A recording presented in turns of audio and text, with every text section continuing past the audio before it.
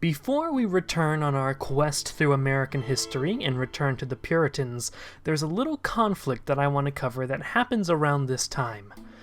Because now it's time for the 30 Years' War to come to America. Oh boy. How do I briefly give you the context of the 30 Years' War?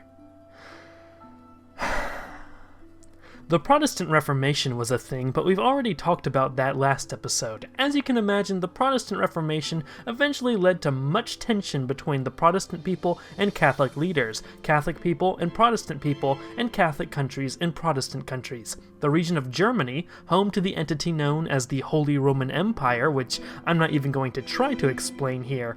All you need to know is the Catholic Holy Roman Empire, led by the Habsburg dynasty, was facing troubles with the Protestant rebellion, which kicked off what would be called the 30 Years' War. The Habsburg dynasty was the same dynasty in charge of Spain, meaning the Emperor of the Holy Roman Empire and the King of Spain are often the same person. As we know from before, Anglican England and Catholic Spain do not get along. Meanwhile, France also doesn't like the Habsburg Spanish-German Empire since it surrounds it, which led to a weird situation in which Catholic France intervened on the side of the Protestants in an effort to weaken the Holy Roman Empire. Because England and France had a common enemy, there was the Anglo-French alliance, a rare thing to see in this time period.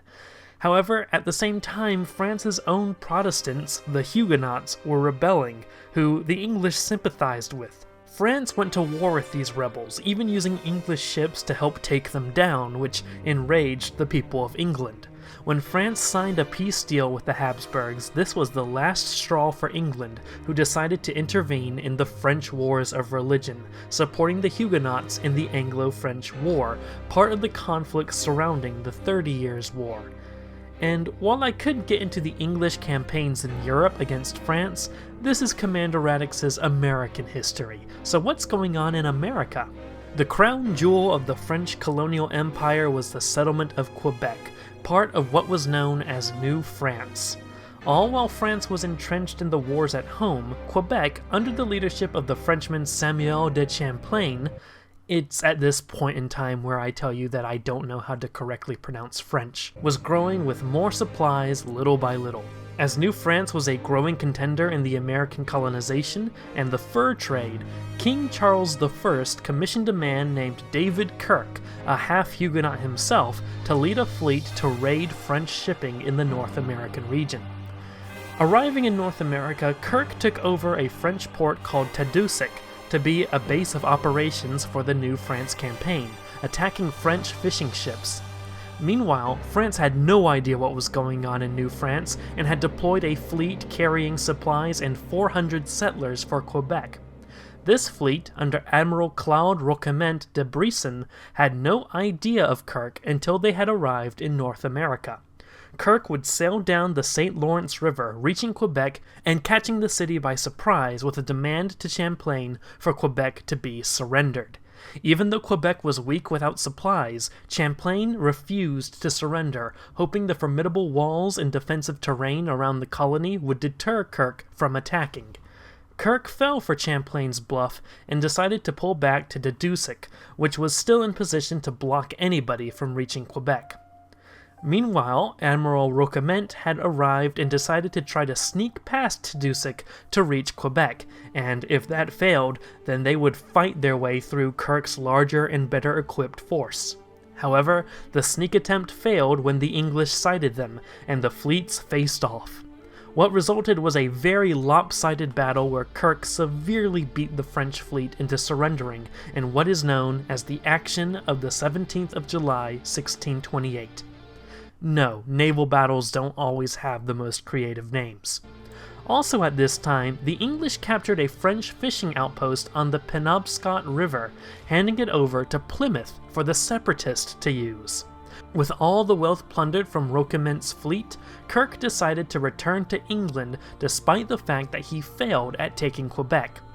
Nevertheless, the expedition was a great success, and Quebec had to fight through another winter without desperately needed supplies. Because of the success of the first campaign, Kirke was launched again from England to America to take Quebec and thereby bringing New France into the English Empire. Guided by a Frenchman named Jacques Michel, a deserter from the Quebec colony, the English arrived in North America with poor timing. You see, yes, Quebec was starving, but Champlain had just received news from a French ship that the Anglo-French War was over and a truce had been signed. However, Kirke's fleet did not know this and arrived just in time to see Champlain and his party meeting with the said French ship. The English immediately demanded surrender, and without being able to put up any resistance, Champlain surrendered New France to England. While Champlain argued that the capture of New France was illegal since the war was over, England did not listen and instead rounded up all French people from New France and shipped them back to France, instead populating Quebec and the other territories of New France with English and Scottish people, the dawn of what would be English Canada. That being said, this English Canada would not last long, because Charles and France continued their peace talks, and Charles agreed to give all of New France back to France on the condition that France pays for his wife's dowry, because that's just how international politics worked back then. The end. America's role in the 30 Years' War has been covered. Now, moving on. New England was popping. The separatist pilgrims had proven that a colony in New England was not impossible, and now more and more colonists were preparing to make the voyage. The nobleman by the name of Sir Ferdinando Gorges and John Mason received a land patent from the Council for New England to set up their own colony in New England. They dispatched one Christopher Leavitt to scout out the area, arriving further up north in New England from Plymouth, and establishes a stone house that he mans with just a group of men in a settlement he called York, though York will fail just like Popham. Meanwhile, a group of fishermen under David Thompson, an agent from Mason, settled at a place called Odiorn's Point, a bit south from York, and leading expeditions into this new land. The Gorges in particular were interested in the future of New England, with Fernando's son Robert Gorges attempting to create an overarching colonial structure that would unite the English colonies in the area under one administration, but this attempt failed. On one of the expeditions organized by Fernando Gorges, there is a colonist named William Blackston. However, after the expedition, the loner Blackston decides he'd prefer to live in New England in solitude and stays behind. As his European comrades return to England, Blackston moves south and settles alone by a river in an area known as the Shawmut Peninsula. Meanwhile, in England, King Charles I, the son of King James, has taken the throne as a king who is a strong proponent of absolute monarchism and strongly anti-Puritan. The suppression of the Puritans in England continues, and many believe that, so long as Charles is on the throne, it would be impossible to reform the Church of England. And so, Puritans continue their exodus to America. Among these Puritans is the John White we mentioned last episode. With the help from the Council for New England and the Dorchester Company, White dispatches 100 new Puritan settlers under the command of John Endicott, who want to join the freshly established Cape Ann settlement in New England. Endicott is specifically a grantee for the Massachusetts Bay Company, a Puritan company that sought the establishment of a legal Puritan colony in New England. Endicott's settlers took off and arrived in New England, of course finding Cape Ann abandoned. Instead, they discovered the settlers near the Naumkeag tribe, and after joining forces, the English settlement was renamed to Salem, based on the Hebrew word for peace. As more Puritans came from England to reinforce Salem, including Anne Dudley, America's first English-speaking poet, the Massachusetts Bay Colony had begun. The Massachusetts Bay Company was a bit different than other companies that maintained colonies in America, as their company headquarters, controlled by Puritans, made the agreement to invest more than non-Puritans to ensure their control, and then move company headquarters to Massachusetts. This made English regulation much, much more difficult, keeping Crown affairs out of Massachusetts Bay Company affairs. As such, the Massachusetts Bay Colony enjoyed a level of freedom and disconnection from England more so than any other legal colony in the area. They also held the Puritan belief that they had been divinely given the lands of the New World as a sort of promised land. That being said, the colony did have concerns about the fact that the borders of their land grant overlapped with the borders of other colonial patents and ventures. However, King Charles, who at this point really saw the American Puritans as moving to America to get out of his hair, gave them some support with a new charter that solidified the legal basis for Massachusetts Bay and confirmed their territorial claims. The charter did not mention a meeting location for the annual stockholders meeting, allowing the Massachusetts Bay Company to enact the Cambridge Agreement to follow through with their plan of moving the headquarters to America. Of course, that being said, just living in America was easier said than done. The first winter experienced at Salem led to much starvation. Endicott had to lead a force to find food, eventually coming upon Mount Dagon, the sorrowful remains of what was once Marymount. Endicott raided corn supplies from Mount Dagon and even went the extra mile to destroy what was left of the pagan totem pole. Speaking of Mount Dagon, Thomas Morton himself had made his way back to Mount Dagon and found it abandoned, only for him to be arrested by the Plymouth colonists again and banished again. But that won't be the last time we'll hear of Morton. Meanwhile, up north, Gorges and Mason have been in talks to divide their land grant in northern New England, and they agree to split the territory along the Piscataqua River. In the south is the region dubbed New Hampshire under Mason, while the northern portion would be called New Somersetshire under Gorges. Settlement of New Hampshire was already underway as English settlers had created the Panaway settlement in New Hampshire. It was an older settlement that had even made contact with Captain Standish back in the day. The Panaway settlers would combine force with other settlers from the newly established Laconia Company to create the settlement of Strawberry Bank in New Hampshire. But before we get into the meat of the expansion of Puritan New England, let's take a moment to move down south to see how our Southerners in Virginia are doing. Well, would you look at that, Jamestown is being visited by George Calvert, the first Baron Baltimore. Baron Baltimore is a staunch Catholic who resisted Queen Elizabeth's anti-Catholic policies back during the day, and he rose through the ranks under the administration of the more Catholic-friendly King James. Despite the English government no longer being actively anti-Catholic, Baltimore believes that Catholics in England deserve their own safe haven, and he believes that America can be that safe haven. Baltimore has arrived in Jamestown to see if Jamestown would be an appropriate place for a Catholic exodus from England. What he finds, however, is a very cold reception. The Virginians have to welcome the English noblemen, but they don't have to like it, and as the anti-Catholic Anglican Southerners give Baltimore the realization that Catholics would not be welcome in the South, the Southerners order Baltimore to leave, fearing his plans for Catholic expansion into their community. Baltimore would return to England and gain permission from King Charles to build his own Catholic colony in America, but he dies shortly after receiving this permission.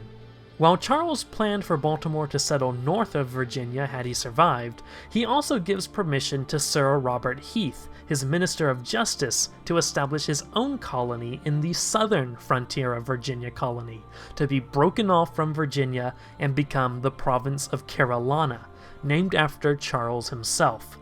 However, Heath will never send anybody to scout out the territory, and his charter expires. Carolina isn't meant to be. Now, back to the Puritans. In England, as I've said, a new wave of Puritan migration has been sparked by the ascendancy of King Charles I, and a congregation leader named John Winthrop, an ancestor to John Carey, believe it or not, is leading his congregation on the same path many Puritans have gone on before. He writes about God providing shelter and a place to hide in America, and gains a royal charter from the Massachusetts Bay Company. Winthrop's Puritans board the Arabella and take off with a mixture of rich and poor Puritans, as well as Puritans who held high power and those who were commoners. After much sailing, the Winthrop fleet finally arrives in Massachusetts. They first arrived at Salem, only to find that Salem was low on food. They moved down to Charlestown, another Massachusetts settlement, but find that Charlestown has no water. At this point in time, the hermit Blackston sees the Winthrop fleet struggling to find a place to settle, and so he invites them to live on the Shawmut Peninsula with him, due to the abundance of food and a fresh water spring. The Winthrop fleet made a deal with Blackston, as well as with the local Indians, and finally settled down, starting up a settlement by the name of Boston, with 700 colonists. Before landing, Winthrop gave a speech declaring that their settlement will be a city upon a hill, living proof that the Puritans could establish their own settlement with its own government and flourish without the intervention of higher government like the English crown. Winthrop was elected as governor of Boston, and the Great Migration was sparked as, over the course of 10 years, 20,000 Puritans would immigrate to Massachusetts. Even non-Puritans arrived as well. With this Great Migration, more towns were established and Massachusetts Bay Colony grows. When Boston eventually starts building ships, the economy of Massachusetts and New England as a whole becomes focused on shipbuilding, in addition to the fur trade, and the area continues to prosper. Meanwhile, Mount Dagon has burned to the ground. The last of that cursed land is gone. But Morton is not gone. After being banished to an island on the coast, Morton made contact with the local Indians who laughed at his predicament, but gave him enough provisions to survive. When an English ship eventually arrived, Morton managed to get on the ship for passage back to England. Returning to England, Morton made his disdain for the Pilgrims and the Puritans apparent, writing books where he called Captain Standish Captain Shrimp, and would go on record saying, "I have found the Massachusetts Indians more full of humanity than the Christians."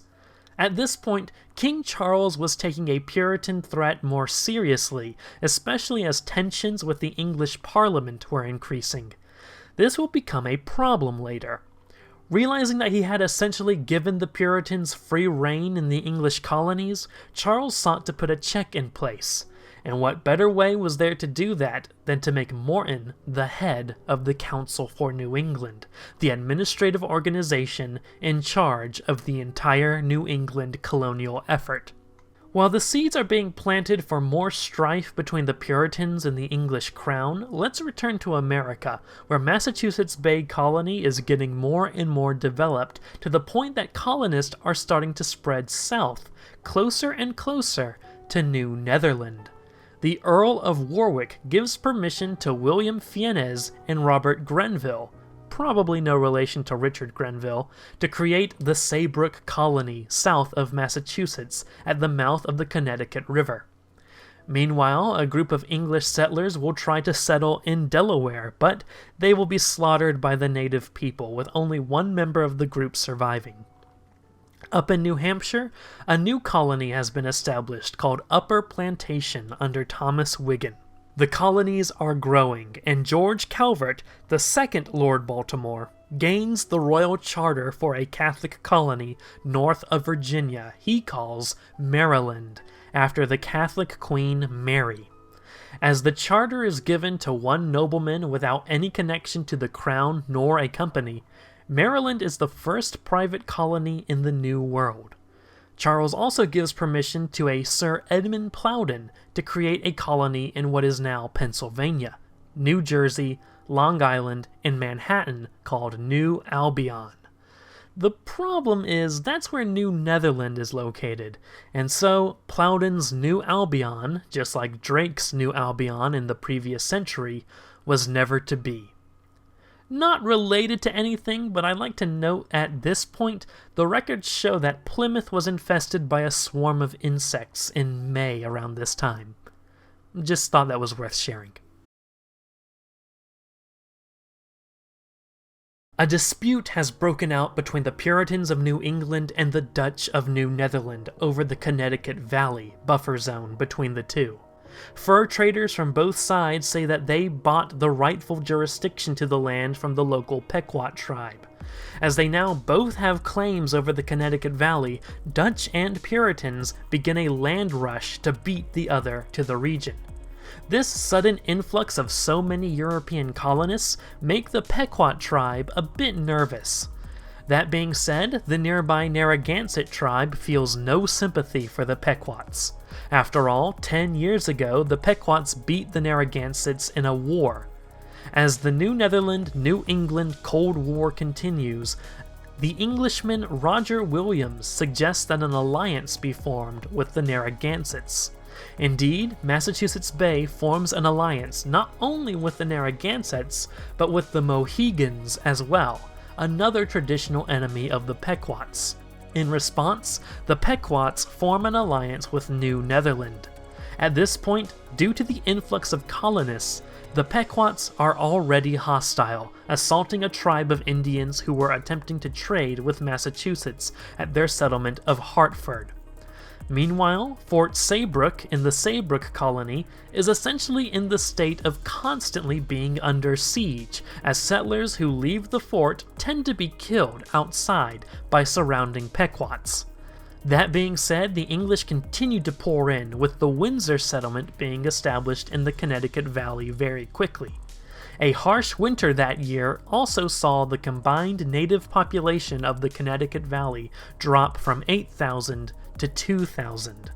Finally, Massachusetts Bay Colony formally claimed the entire Connecticut Valley to be colony territory, later establishing another settlement by the name of Wethersfield in the valley.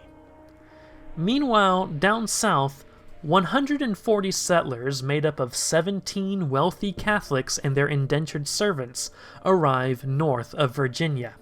After purchasing an uninhabited island from the Yoakamoko tribe, Leonard Calvert, the younger brother of Lord Baltimore, declares the establishment of the colony of Maryland. Immediately issues break out with Virginia as Maryland falls under their jurisdiction. King Charles I will order Virginia to help out Maryland with supplies and guidance, but the Virginians refuse to help. Meanwhile, colonists from the New Albion venture finally arrive inside the territory of New Netherland, setting themselves up inside an abandoned fort inside Dutch territory, hoping the Dutch won't notice them. Massachusetts continues to expand. The colonial governors of the weak colony of New Somersetshire decide that the colony isn't worth the effort, and so Massachusetts formally annexes New Somersetshire as the region of Maine. While Massachusetts Bay continues to expand, the signs are already on the wall for the weakening of Puritan authority, as Roger Williams begins to criticize the punishments used for people who do not attend church in Boston. Massachusetts is having some religious philosophical debates. The Connecticut Cold War, as we'll call it, continues to get warmer and warmer.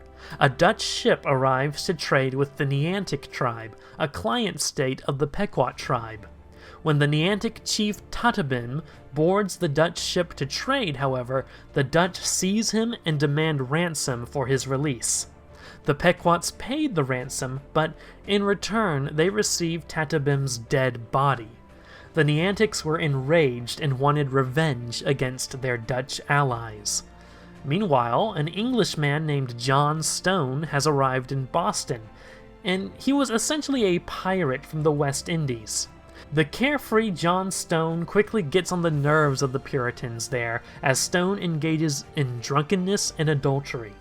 Due to Stone's heretical behavior, the Puritans banished him from Boston.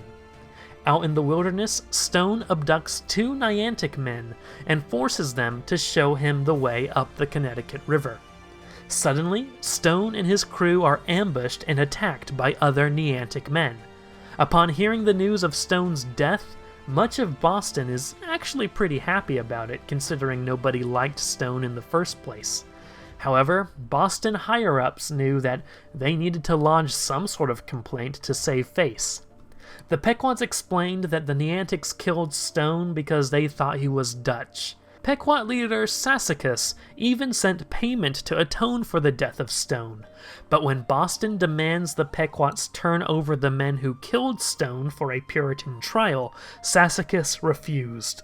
A new problem comes when Massachusetts learns of the abrupt news that the Council for New England has revoked the Massachusetts Charter. Things with the Puritans in England are still heating up, and King Charles I is seeing the Puritans more and more as the enemy, giving Morton permission to do something he's been begging to do, that being the revoking of the Puritans' charter for revenge over the Battle of Marymount. Plymouth sends their diplomat Edward Winslow to England to plead for the colony charter to be restored, but he was arrested upon landing in England and thrown into prison for several weeks. With England no longer recognizing Massachusetts Bay as a legal colony, Massachusetts prepares for the worst, fortifying their coast, collecting weapons, and training militia groups for a possible attack from the homeland. Massachusetts was either to surrender willingly to the English government, or hold their ground and wait to see if the government was going to bother trying to send forces to keep Massachusetts down. Massachusetts decides to stand their ground without any support from England. With Massachusetts Bay Colony being an illegal region, the restored New France launches an attack on the rebel Puritans, recapturing the trading outpost on the Penobscot River from Plymouth. In response, Bradford deploys Captain Standish to take on the colony's greatest threat yet. Standish gets himself a ship and plans on taking the ship down the river to bring the outpost into cannon range to bombard the French at the outpost. However, there was a miscalculation and the ship ended up opening fire and using all of its gunpowder before the outpost was even in range. With that, Standish gave up on taking the outpost back from the French. Bradford attempted to get support from Boston, but Boston refused. Though Plymouth was closely affiliated with the Massachusetts Bay Colony, it was still technically a separate entity that had a rivalry with Massachusetts, due to their various differences such as Plymouth being illegal and run by separatists, who viewed themselves as the rightful settlers of the region, since they were there first, though Massachusetts had a larger population and at least started off as a legal colony. The French occupation of the trading outpost would become not that big a deal, especially as New England was hit with the Great Colonial Hurricane of 1635, which hurt the harvest of the already cut off and isolated New England. Winter food supplies became a desperately needed resource. Meanwhile, Roger Williams had been banished from Boston due to his disagreement with the Puritans' punishment system. He is going on record saying, quote, "Forced religion stinks in the nostrils of God." He also believed that the settlers had no rightful claim to the land of Massachusetts unless the land was purchased from the Indians. He also believed that the government shouldn't punish people for their religious beliefs, and that everyone should worship according to their own conscience. As the General Court of Massachusetts ordered his arrest and to be brought to England, Williams fled from the colony. Williams goes south and establishes his own little colony he calls Providence Plantations, from granted land from the Narragansett tribe at the tip of the Narragansett Bay.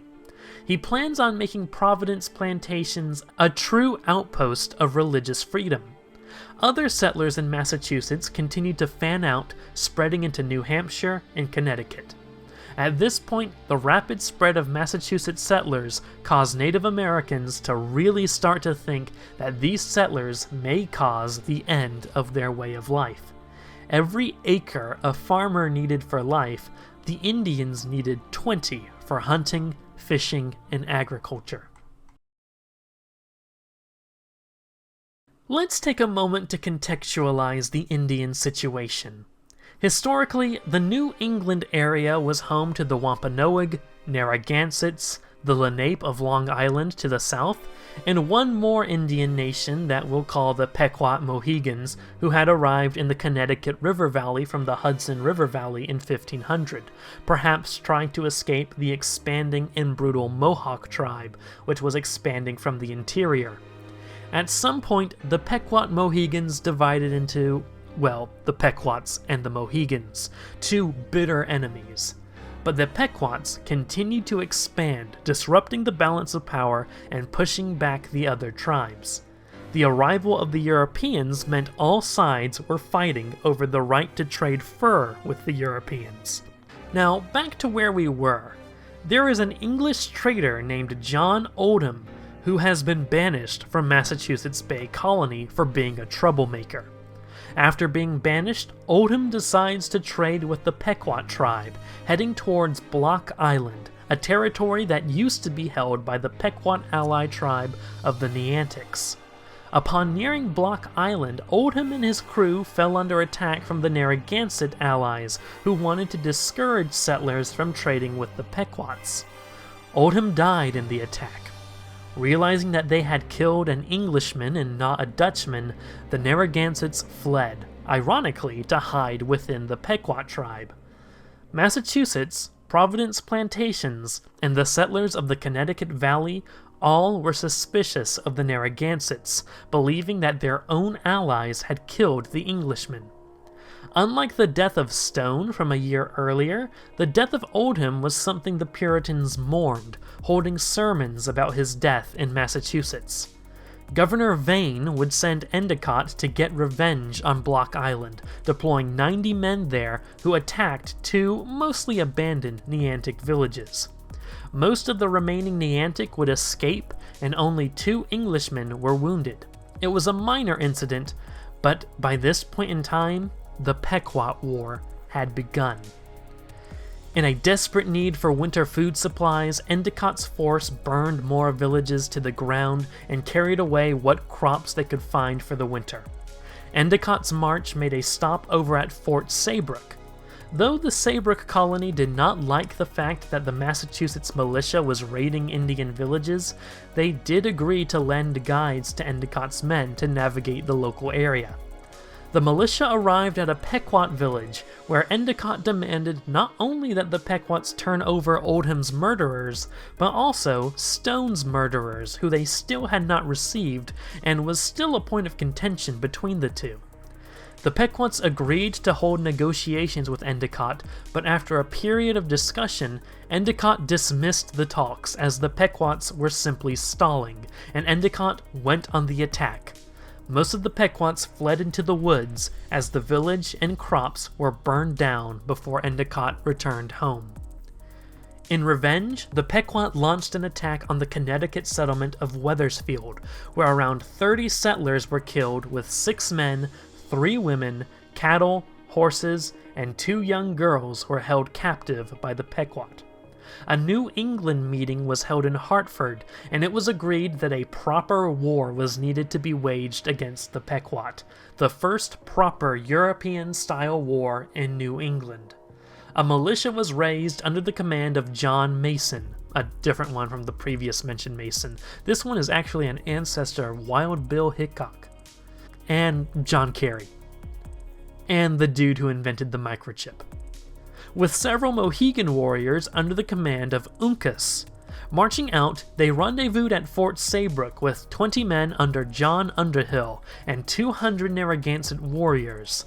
The combined New England army marched 20 miles to a Pequot fort on the Mystic, surrounding the fort at dawn. A surprise attack was launched, and 20 New England soldiers were able to breach the Mystic Gate. Taking advantage of the opportunity, the New Englanders used fire to turn the wooden Mystic Fort into a great oven. With the fort on fire, Pequot men, women, and children all rushed to flee the fort, where English soldiers were standing ready to kill them on sight. As John Mason would write in his memoirs, "But God was above them, who laughed his enemies and the enemies of his people to scorn, making them as a fiery oven. Thus were the stout-hearted spoiled, having slept their last sleep, and none of their men could find their hands. Thus did the Lord judge among the heathen, filling the place with dead bodies. The Mystic Massacre was horrifying, and the Narragansetts and Mohegans were terrified at the brutality of Mason. The Narragansett pleaded with the English to stop, saying, quote, this is evil, too furious, too many killed." But the English ignored them. The Narragansetts then tried to leave, but a new Pequot force came from the wilderness and attacked them, forcing Underhill to move in and rescue them. After beating back the Pequot assault, the Narragansett reluctantly rejoined the New England army in the massacre of Mystic, being used to carry the wounded. Around 500 Pequots would die in the massacre. After the bloody massacre at Mystic, the Pequots were shattered, but they still kept up a resistance. A Pequot force managed to kill 3 men outside Fort Saybrook. The next month, Mason was dispatched upon hearing that there were Pequot refugees in the swamps of Sasqua. Mason surrounded the swamp with his forces and allowed several hundred Pequot women and children to surrender. What followed was the Fairfield Swamp Fight, where the Pequots were decisively defeated by the English, though Sassacus and 80 warriors managed to slip out with the plan of seeking refuge with the Mohawks. Later, the colonists at Hartford would receive a package from the Mohawks: the head and hands of Sassacus and his bodyguards. The Pequots had been annihilated as a nation. Over the course of the Pequot War, 700 Pequots had been killed or captured. The New Englanders sold hundreds of Pequot prisoners as slaves to the West Indies. Other survivors were dispersed as captives to the victorious tribes. The Pequots were classified as extinct. That being said, though it was a New England victory, the damage to the New England Indian alliances had been done. Narragansett leader Miantonomo declared in a speech, quote, "These English have gotten our land. They with scythes cut down grass, and with axes fell the trees. Their cows and horses eat the grass, and their hogs spoil our calm banks, and we shall all be starved. For so are we all Indians, as the English are, and say brother to one another, so we must be one as they are. Otherwise we shall all be gone shortly." The Pequot War was a bloody affair. The Treaty of Hartford between the Mohegan and Narragansetts saw the enslaved Pequots sent to the West Indies and Bermuda. It began the tradition of both Indians and Englishmen taking body parts from the enemy as trophies, as honor and money was given to those who brought back the heads and scalps of Pequots. It also brought about a long period of peace in New England. In celebrating the end of the Pequot War, Mason said, quote, "Let the whole earth be filled with his glory. Thus the Lord was pleased to smite our enemies in the hinder parts, and to give us their land for an inheritance, who remembered us in our low estate, and redeemed us out of our enemies' hands. Let us therefore praise the Lord for his goodness and his wonderful works to the children of men." The Pequot War was over, and now the people of New England could focus on their own domestic issues. In the Connecticut River Valley, various river towns like Wethersfield, Windsor, and Hartford admitted that they had trouble with communication and organization during the Pequot War due to their lack of a centralized government. The Fundamental Orders of Connecticut was established as a sort of union between these towns, planting the seeds for a future Connecticut colony. That being said, there were still territories in the Connecticut River Valley that were not part of the Fundamental Orders of Connecticut, like Fort Saybrook. Also, a group of Puritans arrived in Connecticut and illegally slapped their own colony called New Haven in between Boston and New Amsterdam. They had no charter, they didn't purchase the land from the Indians, they just arrived and started a merchandising enterprise that failed. They also tried to set up a grammar school with the plan on setting up a new college that would one day become Yale College, though it would take a long time before Yale would finally be opened. In Massachusetts Bay, more theological issues arised. A woman named Anne Hutchinson did Bible study in her home and taught that the Holy Spirit enlightened the heart of every true believer. It was enough to believe. Worshippers didn't need a church nor ministers. They could interpret the Bible for themselves. This, naturally, was heretical to the Puritans, who banished her and her followers from the colony. Hutchinson and her followers went to Providence plantations, where they met with Williams, who allowed them to create their own settlement of Portsmouth. However, some of the founders of Portsmouth would have a falling out with Anne Hutchinson and set up their own colony in the region called Newport. The Newport, Portsmouth, and Providence Plantations region would collectively be referred to as Rhode Island, an area despised by Massachusetts as a land of heathens. The antinomian controversy also gripped Massachusetts, as so-called antinomians like John Wheelwright argued similar positions to that of Anne Hutchinson. Wheelwright would be banished as well, so he would go and found his own settlement of Exeter in New Hampshire. Meanwhile, Gorges is leading a new effort to settle more of southern Maine, and the short-lived colony of Ligonia is established there, but Maine was still Massachusetts territory. In fact, Massachusetts also claimed New Hampshire, and eventually, an agreement was reached where New Hampshire was formally annexed into the Massachusetts Bay Colony. Another dissident named Samuel Gorton would purchase Indian lands towards Shawomet in Rhode Island, as tensions between Rhode Island and Massachusetts Bay continued. When Anne Hutchinson's husband died, she and her children left Rhode Island for New Netherland, where the Dutch were more religiously tolerant. However, she would soon die after moving due to a battle with Native Americans. With Hutchinson gone, Providence, Portsmouth, and Newport all agreed to unite into one colony, becoming the colony of Rhode Island. The rise of tensions with local Indians still concerned many of the New Englanders, and finally, negotiations were opened between Massachusetts Bay, Plymouth, Saybrook, and New Haven. Note that Rhode Island and Connecticut are left out of these talks, as their independence was disputed with Massachusetts. With the help of Plymouth diplomat Edward Winslow, the New England colonies agreed that it would be in all of their best interest if they stood together as one against all the threats that could be posed towards them, whether it be Indians wanting to push the English out of their land, the Dutch seeking to have a monopoly on the fur trade, or the English homeland seeking to put down the rebellious Massachusetts Bay. And so it was declared that they were the United Colonies of New England, or the New England Confederation. Although that does raise a question: what has England been up to this whole time? Puritans moving to America have slowed down. Morton is still in control of the Council for New England, and Massachusetts has been waiting for a war to break out on its shores. Virginia and Maryland have been having a dispute, but the homeland has barely intervened. Why has Charles been ramping up anti-Puritan policies? What's been going on in England? Well, what's been happening, my friends, is civil war.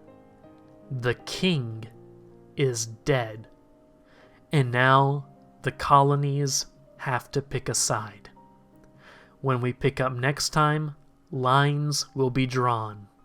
It's America in the English Civil War.